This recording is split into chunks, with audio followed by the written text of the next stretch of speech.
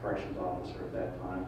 We were caught up in basically a maelstrom of inmates throwing food trays and bowls. At that time we used metal trays, we used metal forks, metal knives, everything else. And they were just throwing them all over the place, and we had to evacuate out of that particular area. Several of our officers were hurt, fared out a little bit better in that one, thank goodness. But essentially then it took us quite a few hours then to regain control, and it was through the help of the state police that we were able then to get control back of the institution. Okay. And no, you were not stabbed at that time, unfortunately? I'm sorry? You weren't stabbed at that time? Were you No, that time? no, I fared out better in that one. Now the last in 1989, and we actually saw some footage for that in Tennessee, the bigger riot that most people know about. What was your involvement? Were you working that day, or? Yes, I was. I was the institutional music instructor on duty at that time. I had just come in on the 12 o'clock shift, and essentially there was tension in the air. The inmates that were coming up that I had picked up from the cell blocks were saying, "Be careful, sir, there's going to be some problems today." So we were upstairs, and sure enough, about 3 o'clock it broke loose, and we had inmates rioting all over the place. Saw inmates literally beating up on staff members, burning various buildings.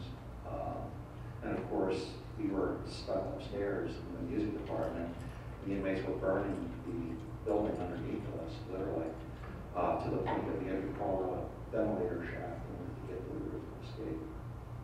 And how did you get off the roof? Thank goodness that Chopper and also spotters from the PSP saw us up there. They originally thought we were inmates. We had a mobile phone at the time, and we were calling our control desk and coordinating it. And we were stuck up there for the better part of about 4 hours until they could really identify us and get us off there via fire truck. Now, after the riots, did you make a choice, or try to change your position? What happened after that? Yes, I decided they were going to do away with the institutional music instructor position. And it was at that time I elected to go back into operations as a corrections officer. Okay. And you're currently a training academy instructor. When did you start that position? I started that position in '94. I've been there 16 years presently. Okay. When did the Elizabeth Training Academy open? It actually opened up way, way back in the 1950s, but for the one in Elizabethtown, basically around 1990, 1991, it started opening. Okay. All right. So you were there about 3 years after it opened? Okay. Yes. You heard, I don't know if you heard the testimony earlier from Mr. Pinto. He said when he started his career with the Department of Corrections, he was basically handed a set of keys and said, "There you go." In your experience, how has it changed in the last 17 years that you've been involved in the training aspect of it? It really has changed quite a bit. We actually now use what's called a 4-pronged approach to training the people inside of our facilities, not only H-1 members, but in general, anybody who works in corrections. Basic training is still emphasized, as Sergeant Baumgartner has said. However, we've also went to computer-based training. We also have in-service training, and we also have specialized training. That's why I talk about it on a 4-pronged approach. And each one of those is designed to make our people better at their job, to keep them informed about their job, and also to give them opportunities to learn more about something else in corrections. The specialized training, you talked about, or you briefly mentioned, you didn't have an emergency response team at some point in time. Yeah, we never had, back when I first started, we never had correction emergency response teams. We never had hostage negotiation teams, fire emergency response teams. None of that ever existed up until right after the Camp Hill riot. Okay. So today, in addition to being able to receive basic training to become a correctional officer, there's correctional officers across the state that have also obtained knowledge in specialized areas? That is correct, sir. Okay. And for example, the emergency response team, what type of training, what type of time frame are you looking at to get involved in something like that? Well, it all depends on which particular team that you're talking about. I can speak in particular about hostage that is my specialty. Usually that takes about 1 week, 40 hours, plus then you also get excess training through either the FBI, Marshal Service, or some other outside agency.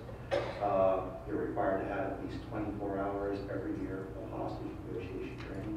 If you're on a regional team of hostage negotiators, you're required to get 96 hours of training every year for that. That's why we call them specialized trainings, because they deal with a particular specialized area, that emergency response component.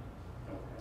And it seems to me that there's yearly, monthly, you're getting updated constantly in those types of areas. Would that be a fair statement?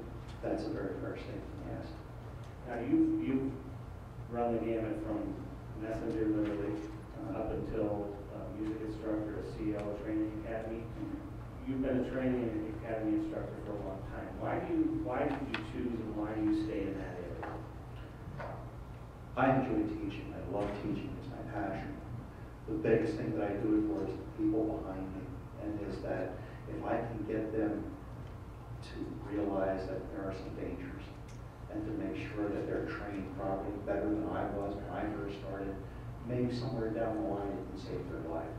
Somewhere down the line, some of these people may be in charge of the Department of Corrections, and they'll understand what it's like to be at that level where you have to deal with these people day in and day out. And hopefully that information that I pass on and the experience that I have passed on to them will probably make them better to run the Pennsylvania Department of Corrections. Thank you very much. That's all I have. Cross-examination.